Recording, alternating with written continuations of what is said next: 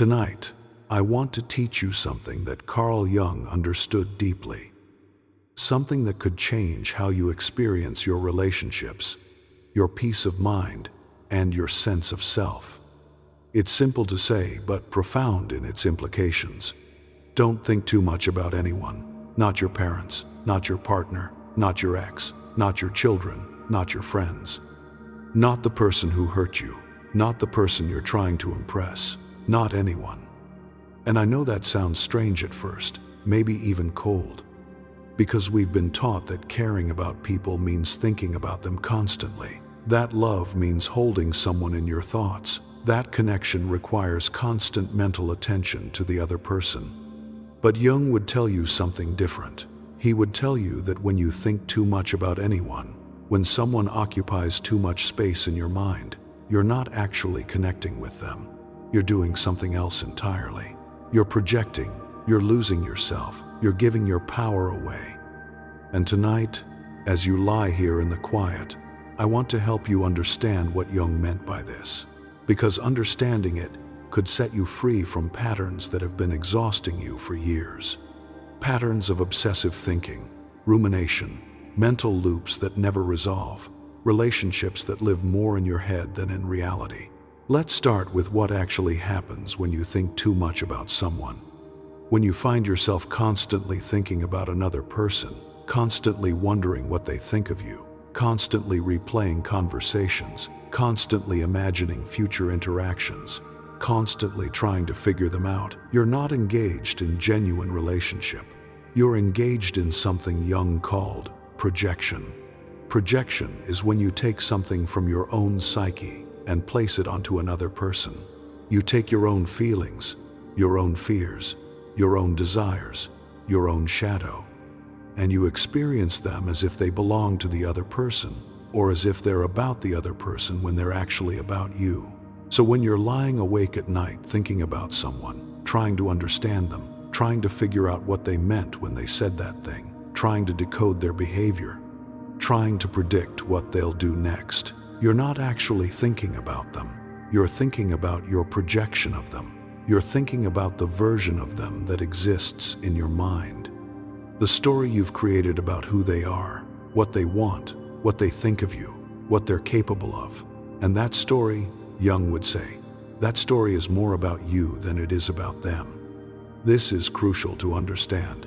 The person in your mind is not the actual person. The person in your mind is your construction, your projection, your interpretation. And the more you think about them, the more elaborate that construction becomes, and the further you get from reality. Jung spent decades helping people understand this, that we don't actually encounter other people directly. We encounter our projections of them. We encounter the images we've created, the stories we've told ourselves, the meanings we've assigned to their words and actions. And those projections, those mental constructions, they tell us far more about our own psyche than they do about the other person. When you can't stop thinking about someone, ask yourself, what am I projecting onto them? What part of myself am I seeing in them, or wanting from them, or afraid of in them? What does my obsessive thinking about this person reveal about me? Because here's what Jung understood. The energy you spend thinking about other people is energy that's not available for your own life. It's psychic energy that's been redirected outward, invested in someone else, tied up in trying to understand or control or predict or win over another person. And that energy needs to come back to you. It needs to be withdrawn from the other person and redirected toward your own becoming, toward your own individuation, toward discovering who you are when you're not constantly oriented towards someone else. This is especially important if you're someone who's always been focused on other people, if you grew up learning to monitor other people's moods, if you learned to manage other people's emotions, if you learned that your job was to figure out what everyone else needed and make sure they got it. If that's you, then thinking too much about others isn't just a habit. It's a survival strategy that you developed when you were young. It was how you stayed safe, how you earned love, how you maintained connection. You learned to focus all your attention outward because focusing inward wasn't safe or wasn't allowed or wasn't valued. But now, as an adult, that strategy isn't serving you anymore. Now it's just depleting you. It's keeping you from knowing yourself. It's keeping you oriented toward others in a way that prevents you from ever really coming home to yourself. Jung would say you're living in participation mystique. That's his term for a state where you're so merged with another person psychologically that you can't tell where you end and they begin. You're so focused on them that you've lost your boundaries. You've lost your sense of self as separate. And when you're in participation mystique with someone, when you're thinking about them constantly, you're not actually in relationship with them. You're enmeshed with them. You're entangled with them. And that's not healthy connection. That's loss of self. Real relationship, Jung would say, requires differentiation. It requires that you know who you are, separate from the other person. It requires that you have your own inner life, your own center, your own sense of self that doesn't depend on what they think or how they feel or whether they approve of you. But you can't develop that differentiated self if you're constantly thinking about them. If all your mental energy is going toward them, trying to understand them, trying to predict them, trying to manage your relationship with them, you have to pull that energy back. You have to stop thinking about them so much, not because you don't care, but because caring about someone doesn't require obsessive thinking. In fact, obsessive thinking gets in the way of real caring. Real caring happens when you can see the other person clearly, without projection. When you can be present with them without needing them to be anything other than what they are. When you can love them without losing yourself in them. But that kind of relating only becomes possible when you've done the work of withdrawing your projections. When you've stopped making them the center of your mental universe. When you've redirected your attention back to yourself. And I know that feels counterintuitive. It feels like if you stop thinking about someone, you'll lose connection with them. It feels like constant mental focus is what maintains the relationship. But Jung would tell you the opposite is true. The more you think about someone, the less you actually see them. The more elaborate your mental construction of them becomes, the further you are from knowing who they actually are. The more you project onto them, the more you're in relationship with your own psyche rather than with them. So tonight, as you begin to let yourself rest, I want you to consider the possibility that thinking less about others might actually improve your relationships. That withdrawing some of that obsessive mental focus might create space for real connection. Because when you stop thinking about someone constantly, when you stop trying to figure them out or manage them or predict them, something shifts. You become more present. You become more available to actually see them when you're with them, instead of being caught up in your thoughts about them. You also become more available to yourself. All that energy that was going outward comes back, and suddenly you have attention for your own inner life, your own feelings, your own needs, your own journey. This is what Jung meant by individuation. It's the process of becoming yourself, of developing your own center, of learning to live from the inside out instead of being constantly reactive to what's happening outside, to what other people are doing or thinking or feeling. And individuation requires that you stop giving so much of your mental energy to other people. It requires that you become more interested in yourself than you are in figuring everyone else out. Now, I want to be clear about something. This doesn't mean you become cold or detached or uncaring. It doesn't mean you stop loving people or stop being in relationship. It means you learn to relate differently. You learn to be with people without merging with them. You learn to care about them without making them the center of your psyche. You learn to love them while maintaining your own separate sense of self. And paradoxically, this makes you more capable of real intimacy.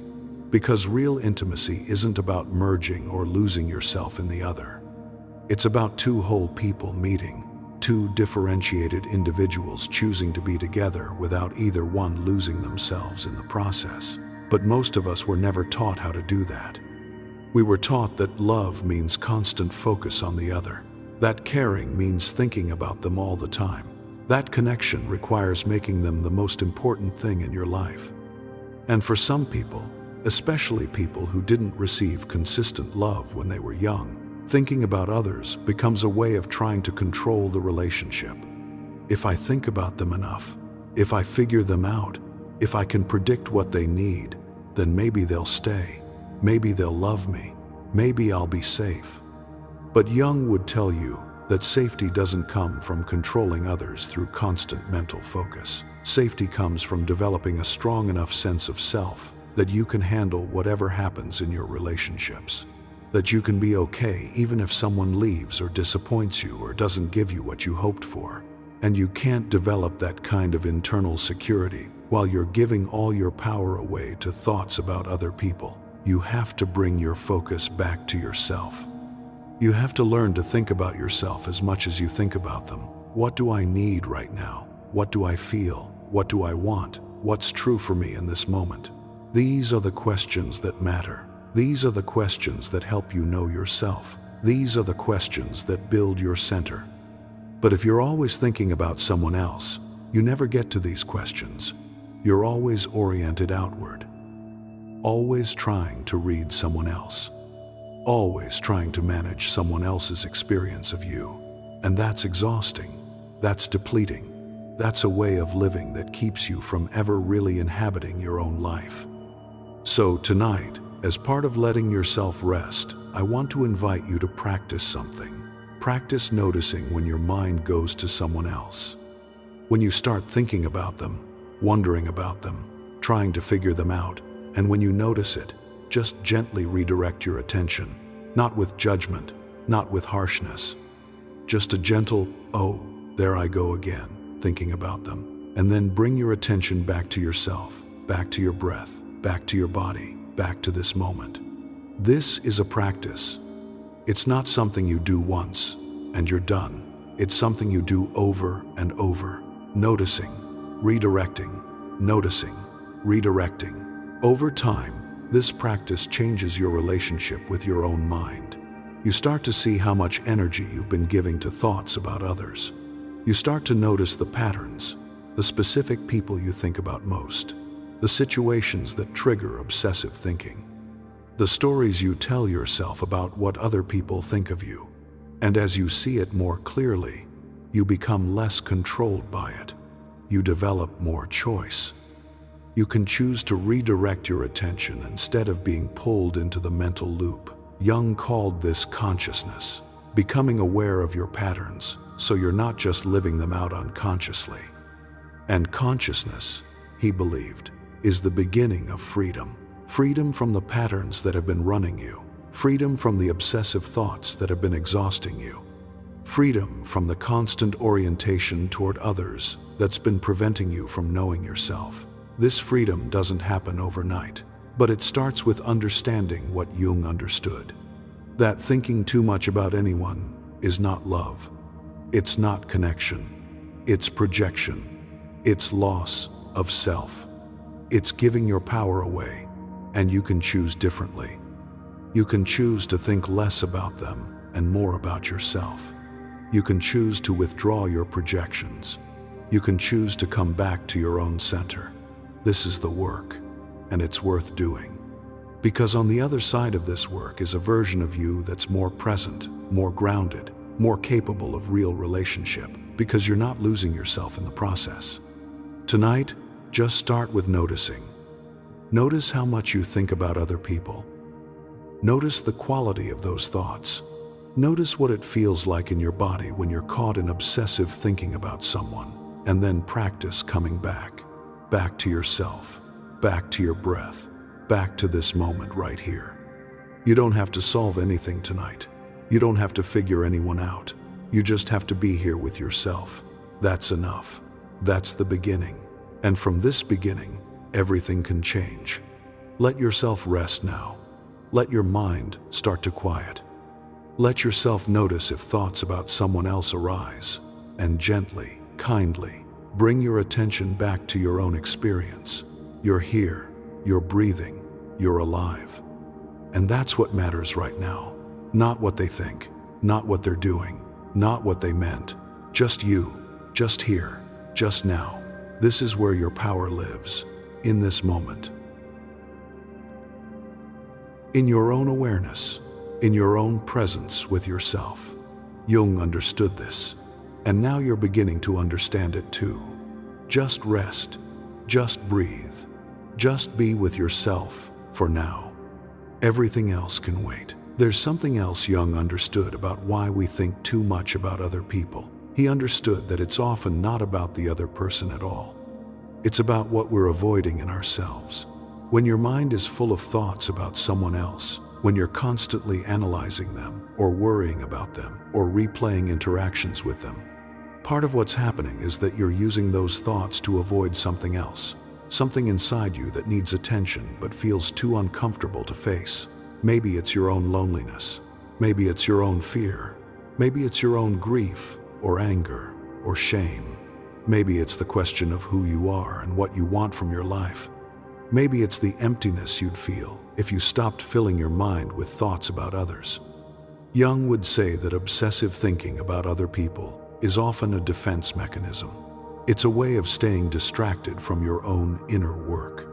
Because as long as you're focused on them, you don't have to focus on you. As long as you're trying to figure them out, you don't have to figure yourself out. And this is important to understand with compassion, not judgment. You're not doing this because you're weak or foolish. You're doing it because at some point, probably when you were young, you learned that focusing on yourself wasn't safe, or wasn't valued, or brought pain. Maybe when you expressed your needs, you were dismissed or punished.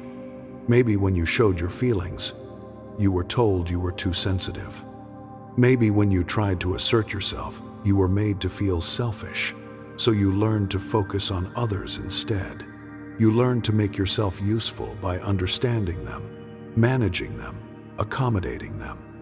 And now, even though you're an adult, even though the original situation is long past, the pattern persists. Your mind automatically goes to others. You automatically think about what they need, what they think, what they want, and you rarely turn that same level of attention toward yourself. Jung would say this is a splitting off from the self. The self, in his understanding, is your true nature, your authentic being, the part of you that knows what you need and want and feel. But when you're constantly focused on others, you lose contact with the self. You live from the outside in instead of from the inside out. And living from the outside in means you're always reactive. You're always responding to what others are doing or saying or thinking. You're always adjusting yourself based on them. Your mood depends on their mood. Your peace depends on their approval. Your sense of worth depends on how they treat you. This is an unstable way to live. Because you can't control other people. You can think about them constantly. You can try to understand them perfectly. You can attempt to predict their every move. And still, they're going to do what they do. They're going to be who they are. And you're going to be left trying to manage something that was never yours to manage. Jung would ask you to consider what would happen if you stopped. If you stopped trying to figure them out. If you stopped obsessing over what they meant, or what they think, or what they're going to do next. What would be left? For many people, the answer is uncomfortable. What would be left is the self you've been avoiding, the feelings you've been running from, the questions you've been afraid to ask, the emptiness, or the grief, or the anger, or the loneliness that thinking about others has been covering up, and that's hard. That's why the pattern is so persistent, because facing yourself, facing your own inner reality, without the distraction of obsessive thoughts about others, that takes courage. It requires you to be with discomfort. It requires you to feel what you've been avoiding. But Jung believed this is the only path to real freedom. You can't be free while you're giving your power away to thoughts about other people. You can only be free when you're willing to turn toward yourself, to be with yourself, to face what's actually there inside you. And what's there isn't as scary as you think. What's there is just you, your feelings, your needs, your desires, your fears, your humanity. all the parts of yourself that you've been taught to keep hidden or manage or suppress. When you stop thinking so much about others and start paying attention to yourself, you begin to discover who you actually are, not who you think you should be, not who others want you to be, but who you actually are beneath all the conditioning and performance and people-pleasing. This is what Jung called individuation, the process of becoming yourself, of differentiating from the collective, from your family, from the expectations and projections that have been placed on you, of learning to live from your own center instead of being pulled in every direction by your thoughts about others. And individuation requires that you stop outsourcing your attention, that you stop making other people more interesting or more important than yourself, that you bring your curiosity, your care, your mental energy back to your own inner life. Now, I want to be clear about something. This doesn't mean you become self-absorbed or narcissistic. It doesn't mean you stop caring about others or thinking about them entirely. It means you develop balance. You give yourself as much attention as you give others. You think about your own needs as much as you think about theirs. For many people, especially people who've spent their whole lives focused on others, this feels revolutionary. And it also feels selfish. The conditioning runs so deep that even thinking about yourself feels wrong, feels like you're abandoning others, feels like you're being a bad person. But Jung would tell you that you can't genuinely care for others when you're not caring for yourself. You can't be truly present with someone when you're constantly abandoning yourself. You can't offer real love when you're not loving yourself enough to pay attention to your own inner life. The kind of thinking about others that depletes you, that exhausts you, that keeps you up at night, that's not love, that's anxiety, that's control, that's projection. And it doesn't serve you or them. Real care for others comes from overflow. It comes from having a full enough inner life, a strong enough sense of self, that you can be with them without losing yourself, that you can love them without needing them to be anything other than what they are. But to get to that place, you have to do the work of coming back to yourself. You have to practice thinking about yourself. You have to learn to ask yourself the questions you've been asking about everyone else. What do I need right now? What am I feeling? What do I want? What's important to me? What do I value? What brings me alive? What am I avoiding? What am I afraid of? These questions, when you really sit with them, when you give them the same attention you've been giving to thoughts about others, these questions lead you home. They lead you back to the self. They help you discover who you are. And discovering who you are changes everything. Because when you know yourself, when you're grounded in your own sense of identity and worth, you stop needing constant validation from others. You stop needing to control how they see you. You stop needing to think about them constantly because you're secure enough in yourself to let them be who they are. This is the paradox Jung understood. The less you think about others, the better your relationships become, because you're relating to them from a place of wholeness instead of from a place of need. You're with them because you choose to be, not because you need them to complete you or define you or validate you. But getting there requires breaking the habit of obsessive thinking about others. And habits, especially ones this deep, don't break easily. They require awareness and practice and patience with yourself. So let's talk about what the practice actually looks like. Because understanding intellectually that you shouldn't think too much about anyone is one thing. Actually changing the pattern is another. The practice starts with noticing. Every time you find yourself thinking about someone else, just notice it. Don't judge it. Don't try to stop it forcefully. Just notice. Oh, I'm thinking about them again. I'm wondering what they're thinking about me. I'm replaying that conversation. I'm trying to figure out what they meant. Just notice. And in that noticing, you're already creating a little bit of space. You're no longer completely identified with the thought. You're observing it. And that observation, that awareness, that's the beginning of freedom. Then, gently, redirect. Bring your attention back to yourself. What am I feeling right now? What's happening in my body? What do I need in this moment? At first, this will feel mechanical. It will feel like you're going through the motions. Your mind will want to go right back to thinking about the other person. And it will. Again and again. That's normal. That's how habits work.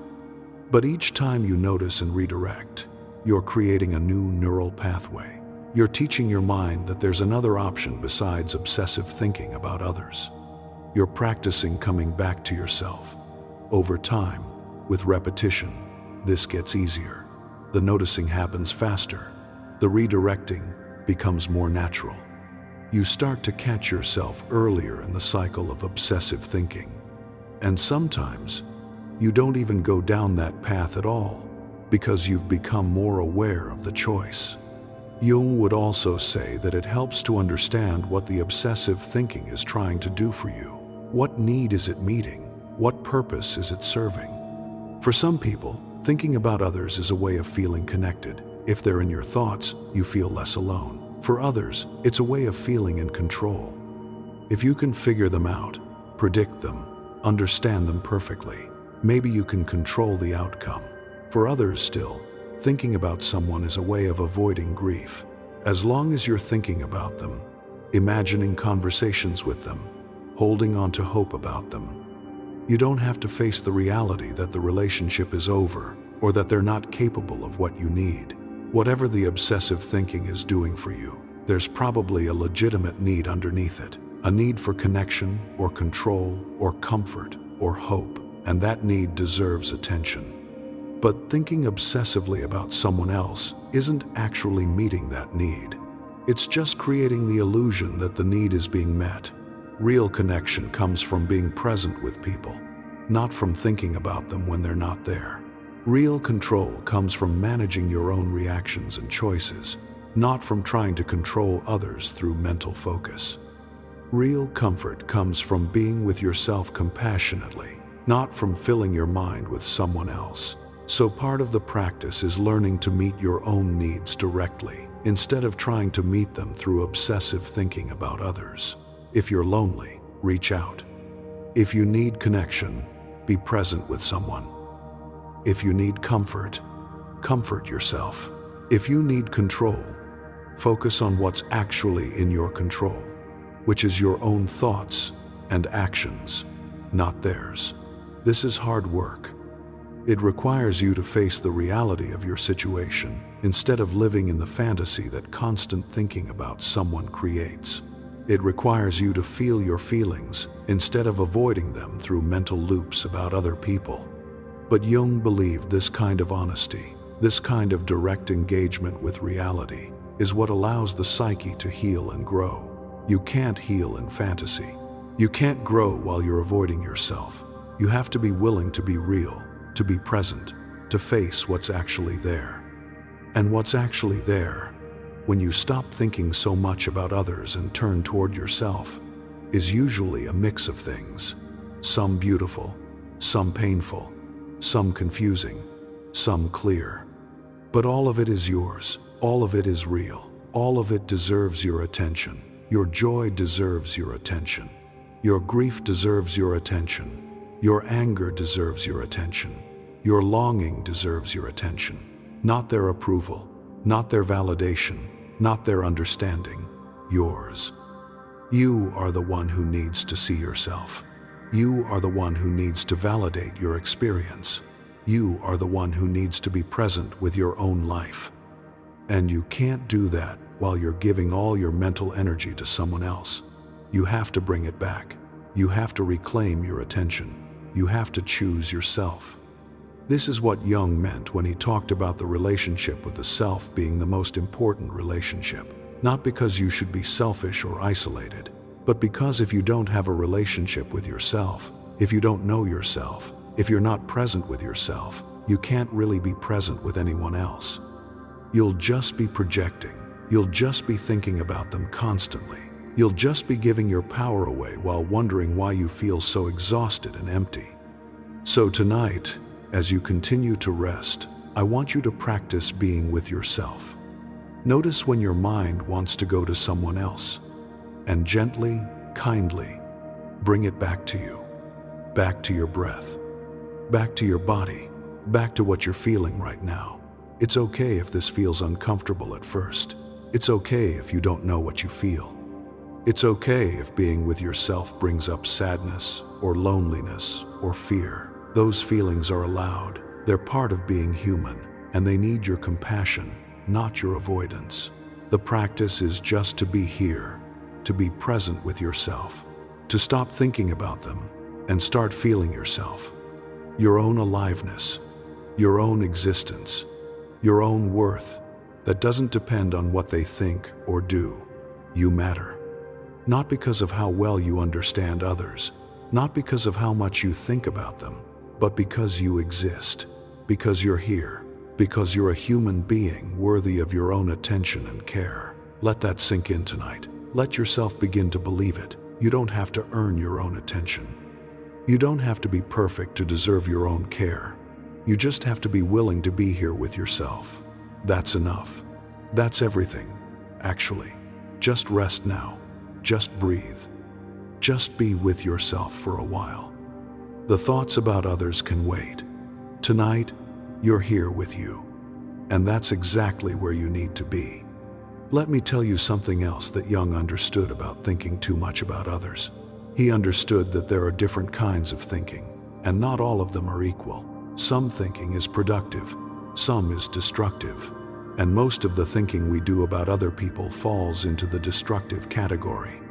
Productive thinking is when you're solving a problem, making a plan, understanding something new, or processing an experience. It has a beginning, a middle, and an end. It leads somewhere. It resolves something. You think about it, you work it through, and then you move on. But obsessive thinking about other people isn't like that.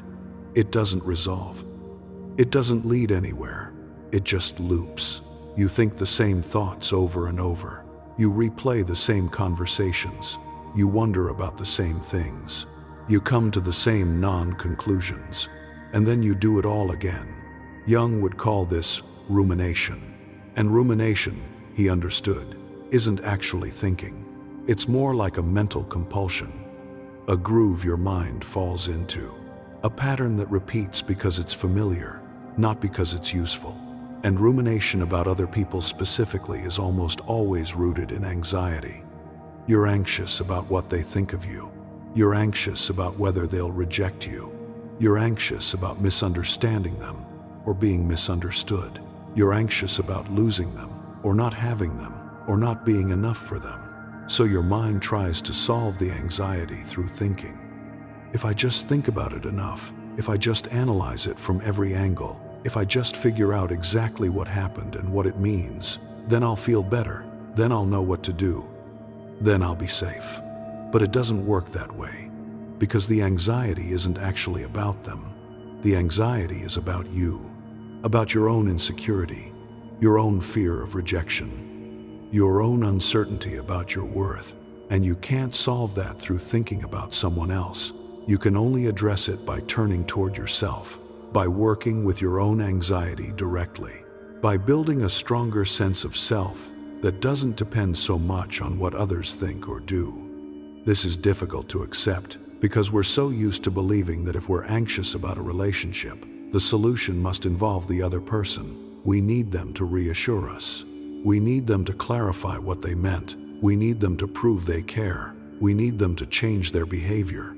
But Jung would say that needing all that from them is part of the problem. It means you're giving them power over your internal state. It means you can't be okay unless they do or say the right thing. And that's an impossible situation, because you can't control them. You can only control yourself. So the work isn't to think more about them. The work is to develop enough internal security that you don't need constant reassurance, that you can tolerate uncertainty, that you can be with your anxiety without needing to make it go away through obsessive thinking. And developing that internal security starts with recognizing when you're ruminating versus when you're actually thinking productively. Start noticing the quality of your thoughts about others. Are these thoughts going anywhere? Are they helping me understand something new? Are they leading to a decision or an action? Or am I just repeating the same loop I've been in for days or weeks or months? If it's the latter, if you recognize you're ruminating, then the most helpful thing you can do is stop, not by forcing the thoughts away, but by gently redirecting your attention to something else. To your breath, to your body, to the present moment, to something you can actually control. Jung believed that the psyche has a natural wisdom. If you stop feeding the rumination, if you stop engaging with the obsessive thoughts, eventually they lose their power. They quiet down. They release their grip, not immediately, but over time. But if you keep engaging with them, if you keep following every thought about the other person down the rabbit hole, you're reinforcing the pattern. You're training your mind that this is what we do. We think about them. We worry about them. We try to figure them out, and the pattern gets stronger. Breaking that pattern requires discipline. Not harsh discipline, but gentle, consistent redirection. Over and over. Every time you catch yourself ruminating, you bring your attention back to yourself, back to now, back to what's actually in front of you. And here's something important that Jung understood. When you stop thinking so much about others, you create space in your mind, space in your psyche, space in your life. And that space, initially, might feel uncomfortable. It might even feel empty or boring or lonely, because you've been filling that space with thoughts about others for so long, maybe for your whole life.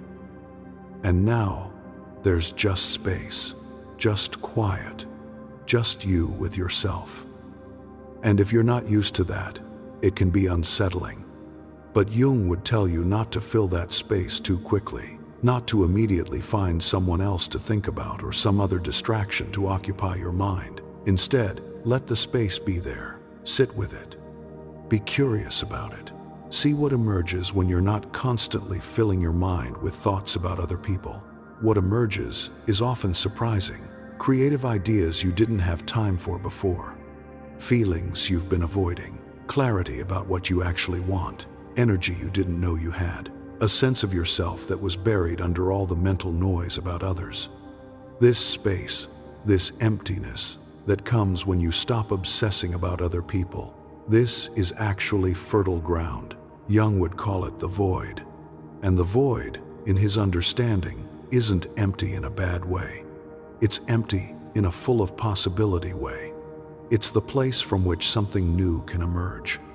But you have to be willing to be with it, to not immediately rush to fill it, to trust that the discomfort of the space is temporary and that something valuable lives on the other side of it.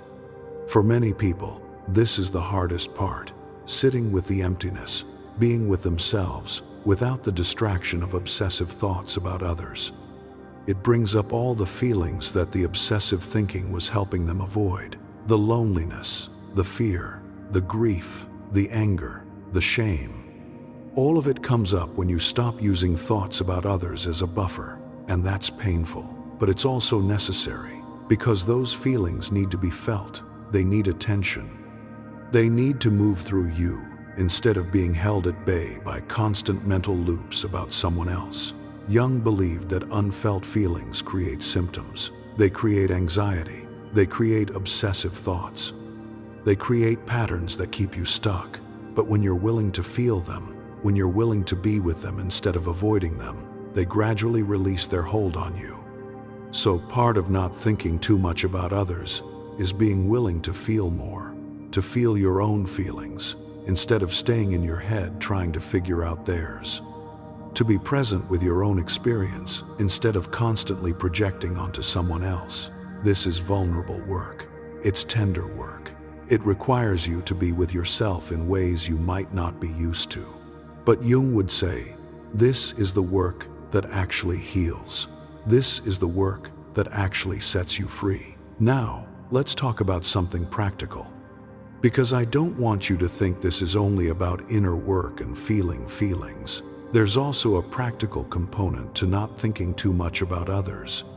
When you think about someone constantly, you're often rehearsing. You're rehearsing what you'll say to them. You're rehearsing how you'll respond if they say this or that. You're playing out future scenarios in your mind, and you think you're preparing yourself, making yourself ready for the actual interaction. But Jung would tell you that all this rehearsal actually makes you less present when you're actually with the person, because you're not listening to what they're actually saying. You're listening for the thing you rehearsed a response to. You're not seeing who they actually are in this moment. You're seeing the version of them you've been imagining. So all that thinking about them, all that mental preparation, it doesn't help. It actually gets in the way of real connection, because real connection happens in the present moment. It happens when you're both present, both authentic, both responding to what's actually happening rather than to what you imagined would happen. This means that thinking less about someone might actually improve your interactions with them. When you show up without all the rehearsal, without all the mental preparation, you're more available to actually meet them, to see them, to respond authentically instead of from a script you've been running in your head. This is counterintuitive. We think we need to think about people to maintain connection with them, but Jung understood that real connection happens when we're not in our heads, when we're present, when we're responsive to what's actually happening rather than to our projections and rehearsals and anxieties. So part of not thinking too much about others is trusting yourself to be present when you're actually with them, trusting that you don't need to have everything figured out in advance, trusting that you can respond in the moment to whatever actually happens. And building that trust requires experience. It requires practicing showing up without the mental preparation, without the rehearsal, without having spent hours thinking about them beforehand, and discovering that it's actually okay, that you can handle whatever happens, that you're more capable in the moment than you thought you were. This is scary at first, because we use all that thinking as a security blanket. We think it makes us safe, but Jung would say it's a false sense of security. Real security comes from trusting yourself, from knowing you can handle things as they arise, from being grounded in yourself regardless of what others do or say. And you can't build that trust while you're giving all your power away to thoughts about other people. You have to practice coming back to yourself. Practice trusting yourself. Practice being present without the mental preparation. Let me tell you something else about what happens when you stop thinking so much about others. You start to see them more clearly, not the version of them you've constructed in your mind, not your projection, but who they actually are.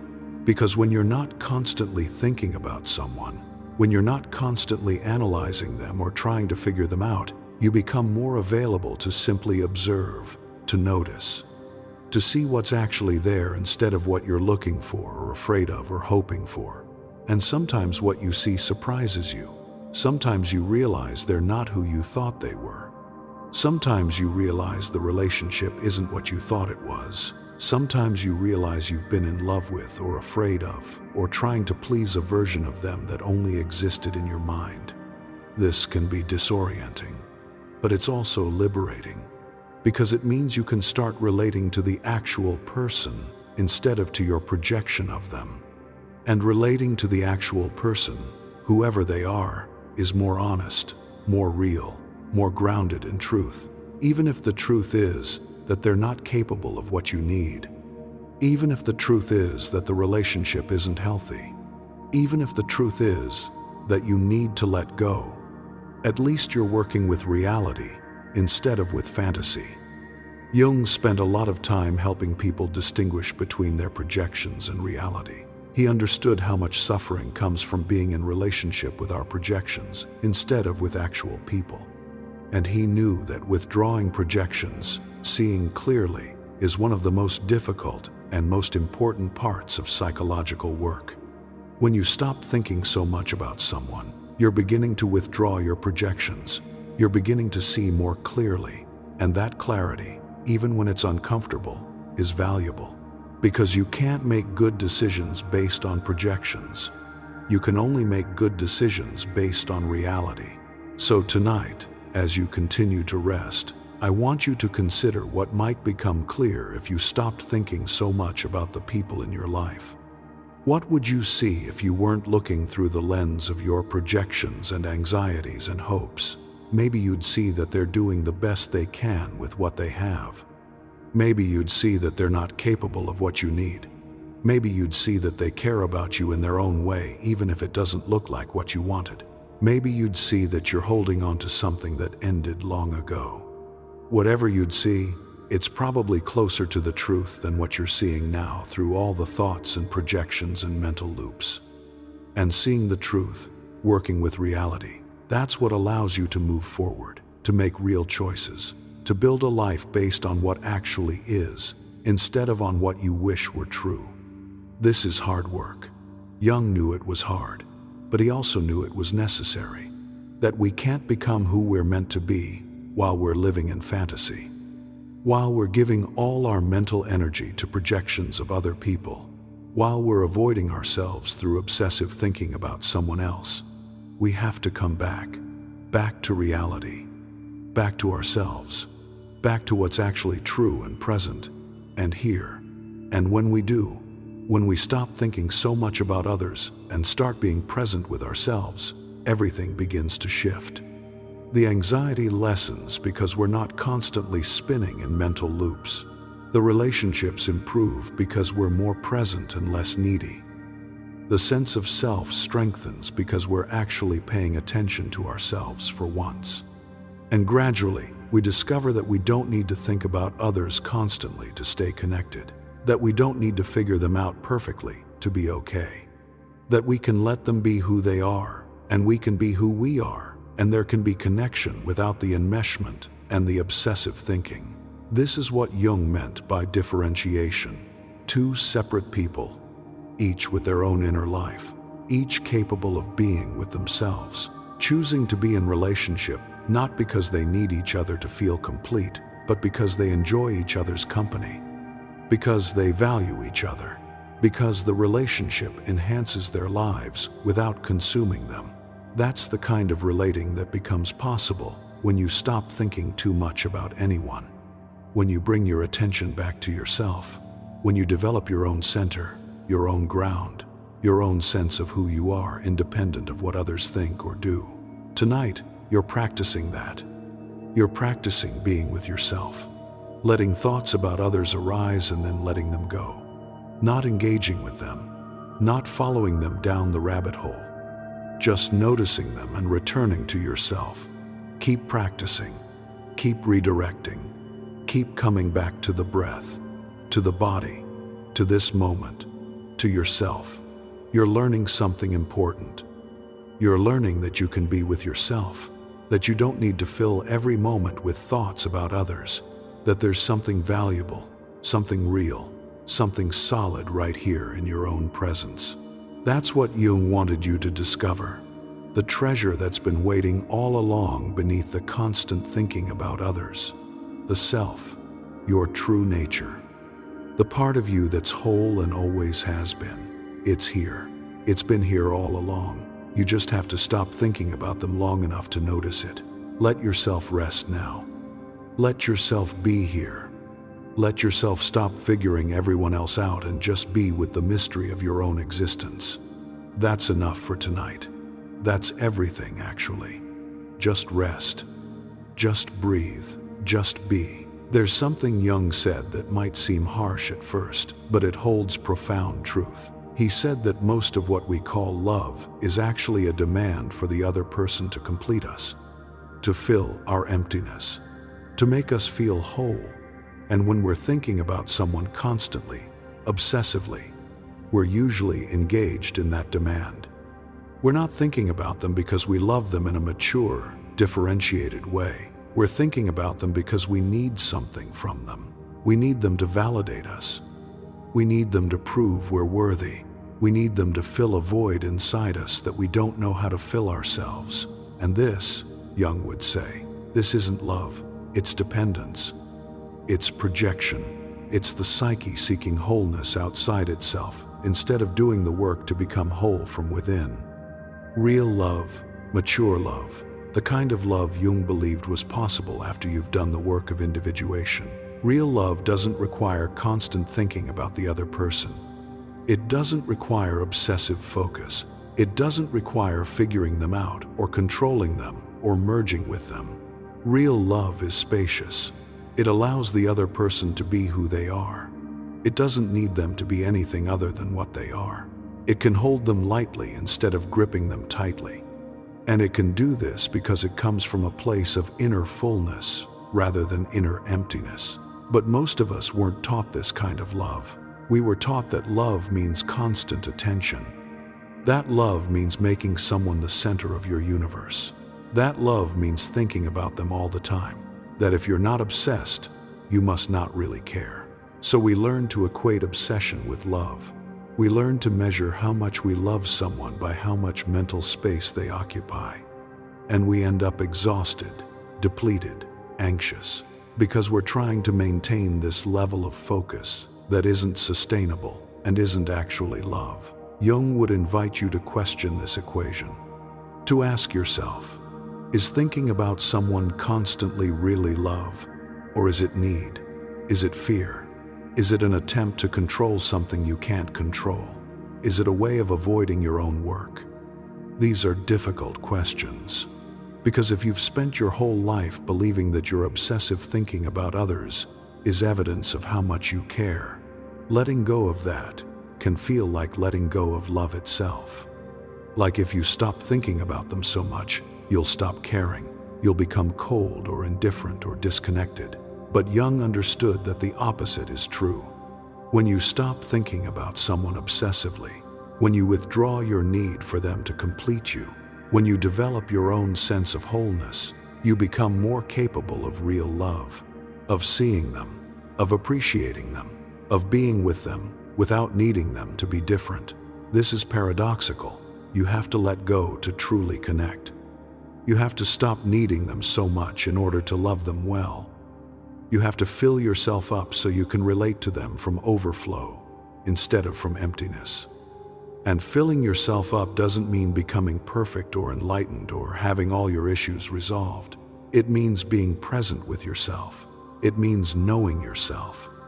It means having a relationship with your own inner life that's rich enough, full enough, that you're not constantly looking to others to provide what's missing. This is the work of individuation. This is what Jung spent his life helping people understand. That you can't skip over yourself to get to real relationship with others. You have to do the work of becoming a self first, of knowing who you are, of being with yourself, of filling your own cup. And when your cup is full, when you're grounded in yourself, you don't need to think about others constantly. You can be with them when you're with them. You can think about them sometimes when you're apart, but it's not this desperate, anxious, obsessive thing. It's just natural connection between two whole people.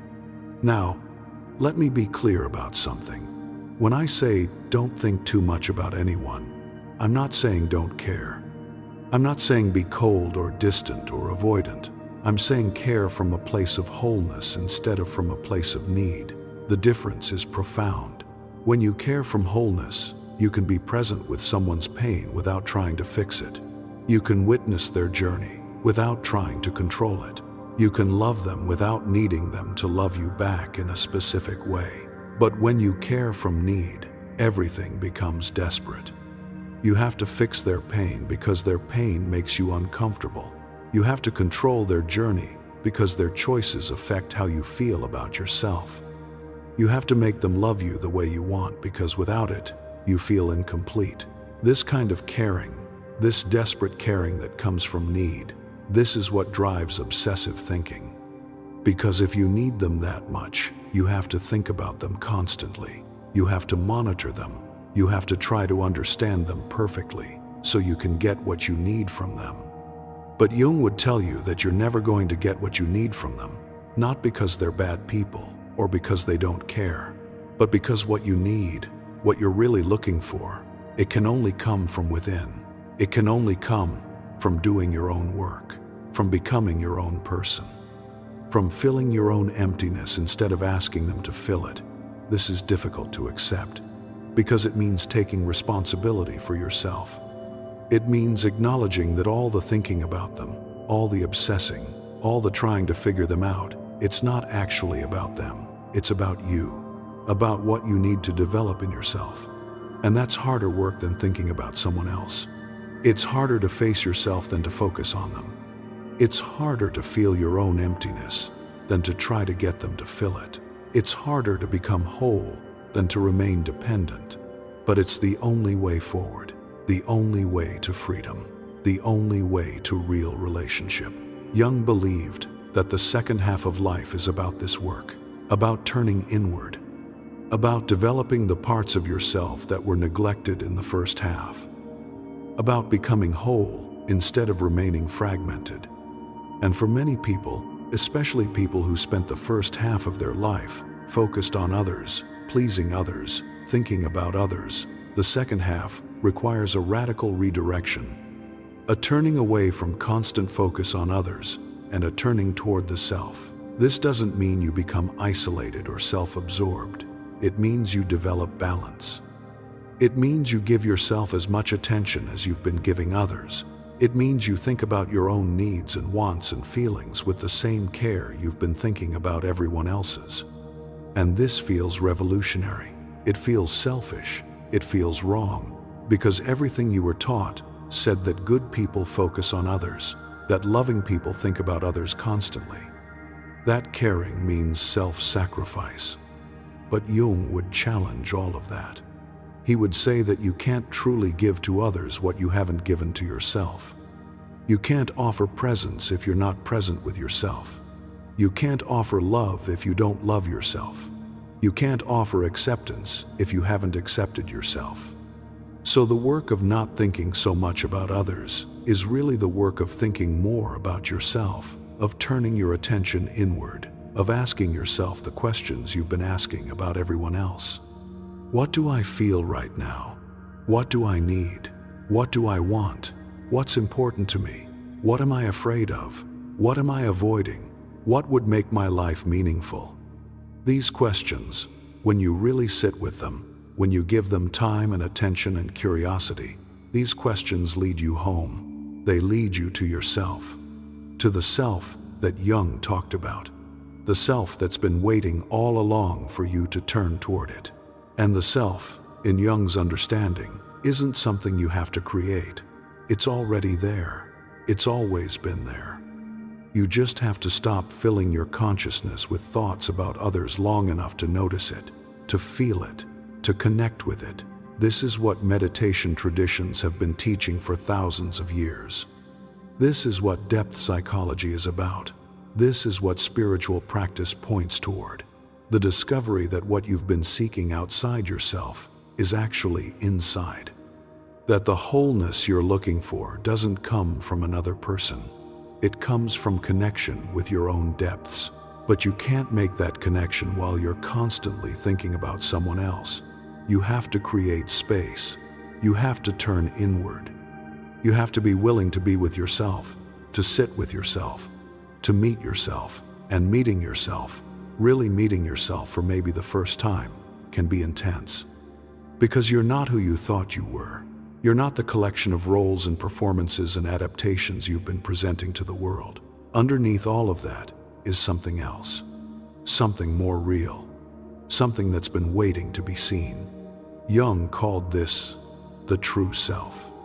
And he believed that discovering it, relating to it, living from it, this is the task of a lifetime. This is what makes life meaningful.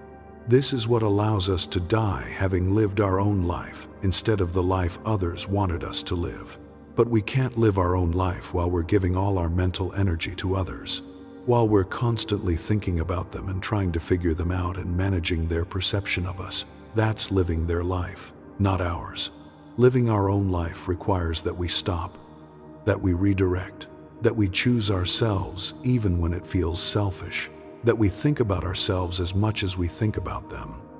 And when we do, when we finally give ourselves that attention, that care, that focus, something begins to shift. We start to feel more solid, more grounded, more capable of being in relationship without losing ourselves. We also start to see which relationships are actually healthy and which ones only worked because we were giving everything and asking for nothing. Which people can handle us being a whole person, and which ones need us to stay small and focused on them. This can be painful, because some relationships don't survive your individuation. Some people don't want you to stop thinking about them constantly.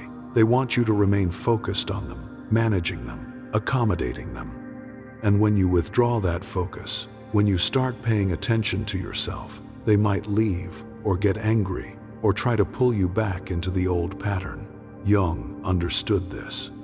He knew that becoming yourself sometimes means losing people, that not everyone can handle you being differentiated, that some relationships were built on your self-abandonment and can't survive your self-reclamation. But he also knew that this is part of the process, that you can't become whole while maintaining relationships that require you to stay fragmented, that sometimes you have to let go of who wants you to be less so you can become who you actually are.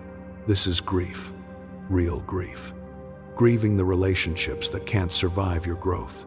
Grieving the version of yourself who thought constant focus on others was love. Grieving the fantasy that if you just thought about them enough, figured them out perfectly, they'd finally give you what you need. That grief deserves space. It deserves recognition. But it doesn't mean you should go back. It doesn't mean you should return to obsessive thinking about others. It means you're growing, you're changing, you're becoming yourself. And that always involves loss. But what you gain is so much more than what you lose. You gain yourself. You gain your life. You gain the ability to be present. You gain relationships based on reality, instead of on need and projection and fantasy. You gain freedom. Freedom from the exhausting pattern of thinking about everyone else all the time. Freedom from the anxiety of trying to control what others think of you. Freedom from the need for constant validation from outside yourself. This freedom isn't easy to claim. It requires courage. It requires you to disappoint people who want you to stay focused on them. It requires you to sit with the discomfort of being with yourself. It requires you to feel the feelings you've been avoiding through obsessive thinking about others. But Jung believed it's worth it. That freedom is worth the discomfort. That becoming yourself is worth the grief. That living your own life is worth disappointing people who want you to live theirs. Tonight, as you continue to rest, I want you to imagine what that freedom might feel like. What would it be like to wake up tomorrow and not immediately start thinking about someone else? What would it be like to go through your day focused on your own experience instead of constantly wondering what others are thinking about you? What would it be like to be in a conversation fully present instead of in your head rehearsing what you'll say next? What would it be like to make decisions based on what you want instead of what you think others expect? What would it be like to go to bed at night and just be with yourself instead of spinning in mental loops about someone else? That's the freedom Jung is pointing toward. That's what becomes possible when you stop thinking too much about anyone, when you bring your attention back to yourself, when you choose to be with yourself instead of being lost in thoughts about others. It's possible, it's available. It starts tonight with this practice of noticing and redirecting, of being with yourself, of choosing yourself. Keep practicing, keep redirecting, keep coming home to yourself. That's where the real work is. That's where the real life is. That's where freedom lives. Just rest now. Just be here. Just let yourself stop trying to figure anyone out and simply be present with your own existence. You're doing the work. You're choosing yourself. And that's everything. Just breathe. Just rest. Just be. As we come to the deeper part of the night, I want to tell you something that Jung understood about what happens when you finally stop thinking so much about others. Something beautiful. Something that makes all this work worth doing. When you stop giving all your mental energy to other people, when you finally bring your attention home to yourself, you discover something remarkable. You discover that you've always been enough. That you didn't need their validation or approval or understanding to be whole. That the wholeness was here all along, just waiting for you to notice it. This is what Jung meant when he talked about the self. Not the ego self, not the self that's built from others' opinions and your own adaptations, but the self with a capital S, the deep self, the true nature that's been here since you were born and will be here until you die. That self doesn't need anyone else to complete it. It doesn't need constant thinking about others to feel connected. It doesn't need to figure everyone out to feel safe. It's already whole. It's always been whole. And when you finally stop the constant mental noise about others, when you create enough inner quiet, you start to sense that wholeness. You start to feel it, not as an idea, not as a concept, but as a living reality, as something true and solid and here. This is what all the work has been leading toward. All the noticing, all the redirecting, all the choosing yourself over and over. It's been leading you home, home to yourself, home to the self that doesn't need anything from anyone else to be complete. And from that place, from that grounded sense of wholeness, your relationships transform. Because you're no longer relating from need. You're no longer demanding that others complete you. You're relating from fullness, from choice, from genuine care instead of from desperate grasping. People feel this difference. They feel when you're with them from wholeness instead of from need. They feel when you're present instead of in your head thinking about them. They feel when you see them clearly instead of projecting onto them. And often, paradoxically, when you stop needing them so much, when you stop thinking about them constantly, they become more interested, more available, more genuine, because they're no longer dealing with your projections and your needs and your constant mental focus. They're dealing with you, the real you, the person who's whole enough to be present.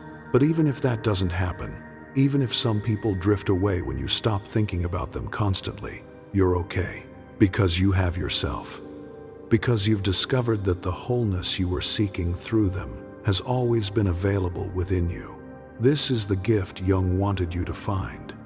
The recognition that you are enough, that you've always been enough, that all the thinking about others was just a detour, a distraction, a way of avoiding the simple truth that you are already whole. Tonight, as you sink deeper into rest, I want you to let that truth begin to settle. Let yourself feel, even just a little bit, that you might be enough exactly as you are. That you don't need to figure anyone out to be okay. That you don't need anyone else's approval to be worthy. That you can just be here, being yourself, and that's enough. This might feel strange at first. You might not believe it yet. That's okay. You don't have to believe it fully tonight. You just have to be willing to consider it, to try it on, to see what it feels like to rest in the possibility that you're already whole. And as you rest in that possibility, as you let yourself be here without trying to figure anyone out or manage anyone's perception of you, something begins to soften. The anxiety lessens. The mental loops quiet down. The desperate quality of your thinking about others starts to release, because you're not desperate anymore. You're not lacking. You're not incomplete. You're here. You're whole. You're enough. This is what Jung spent his life trying to help people see. That the treasure they're seeking outside themselves, in relationships, in others' approval, in constant thinking about other people, that treasure is actually inside. It's been inside all along. They just needed to stop looking outside long enough to notice it. And you're noticing it now. You're feeling it. You're beginning to come home to yourself in a way that maybe you never have before. And it's changing everything. The way you think about relationships is changing. The way you think about yourself is changing. The way you move through the world is changing. Because you're no longer giving your power away. You're no longer living in your head, constantly thinking about what others think of you. You're here, present, grounded, whole. And from this place, you can love people without needing them. You can care about them without obsessing over them. You can be in relationship without losing yourself. You can think about them sometimes, when it's natural, when it serves connection, but not constantly, not desperately, not as a way of avoiding yourself.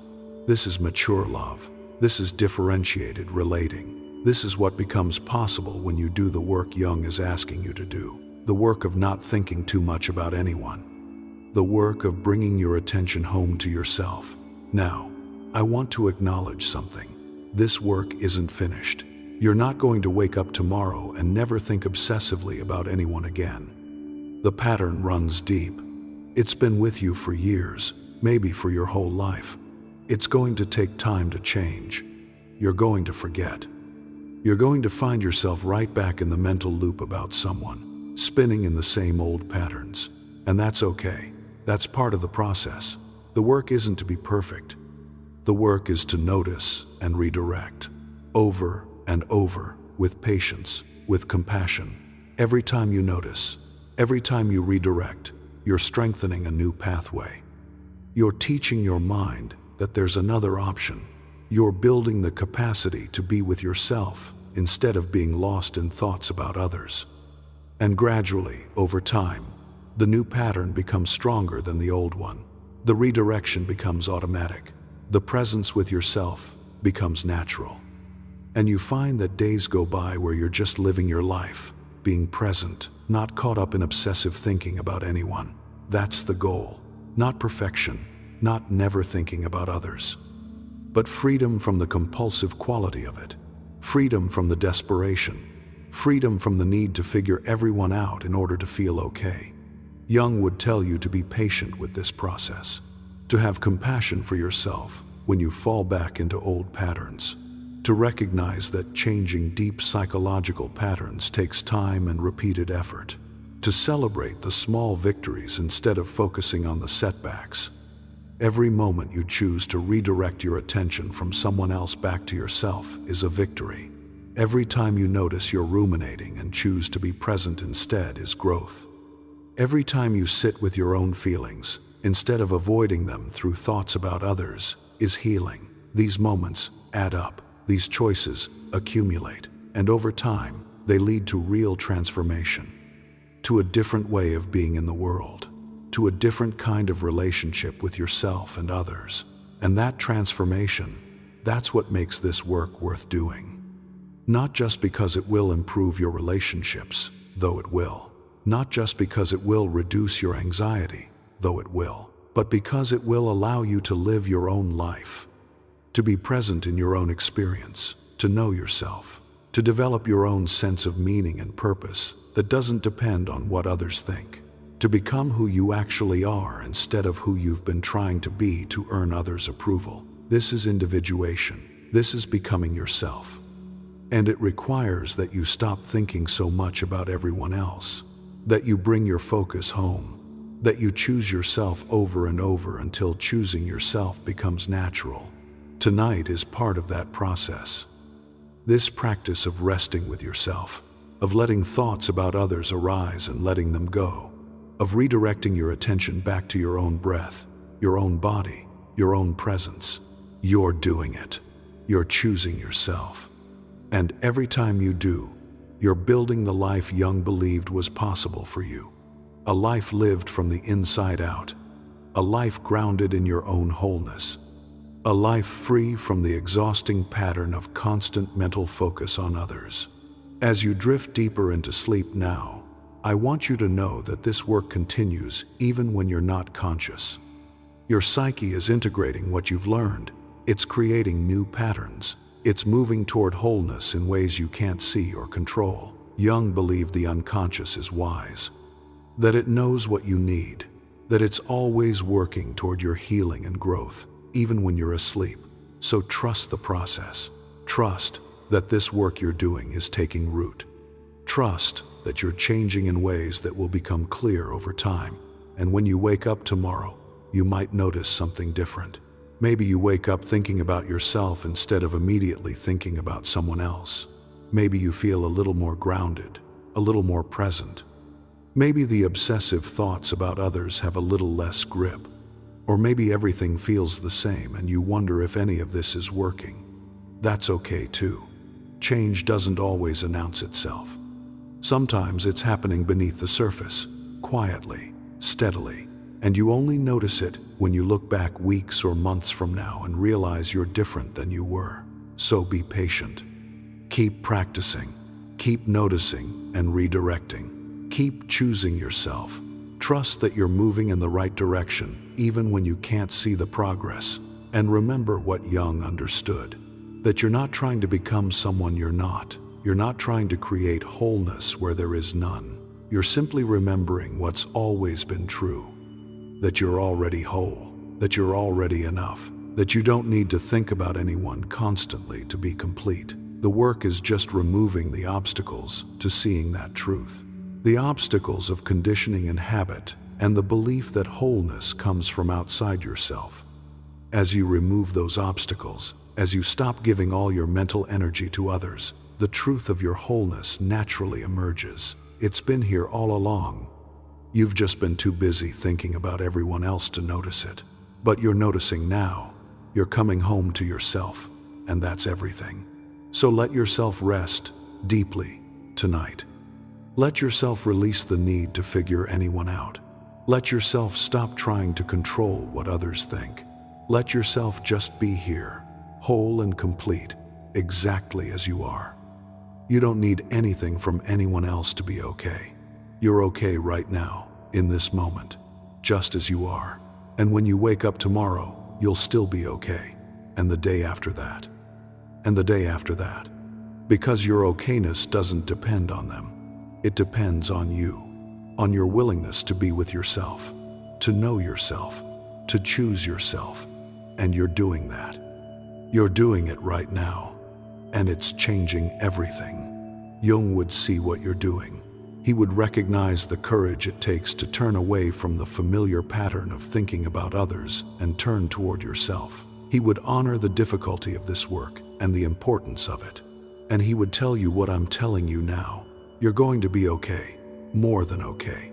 You're going to discover that when you stop thinking so much about anyone, when you finally bring your attention home to yourself, you find what you've been looking for all along, not in them, in you. In the self that's always been whole, always been here, always been enough.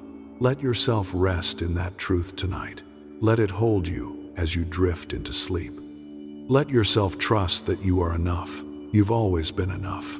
And you don't need to think about anyone constantly to prove it or maintain it or earn it. You're enough, right now. Just as you are, just being here, just breathing, just existing. That's the truth Jung spent his life helping people see. And now, you're seeing it too. Just rest now. Just let go. Just be. Everything else will take care of itself. You don't have to think about anyone tonight. You can just be here with yourself. And that's not lonely. That's not empty. That's coming home. Sleep well. Sleep deeply. Sleep knowing that you're whole. If this helped you tonight, if you're beginning to see that thinking less about others might give you back to yourself, share your experience in the comments below. Not for me, for others who need to know this is possible. And if you'd like more meditations on Jung's wisdom, on becoming yourself, on living from wholeness instead of from need, consider subscribing for weekly teachings that help you come home to yourself. But for now, just rest, just sleep, just be. You're exactly where you need to be. You're enough. You've always been enough. Sleep well.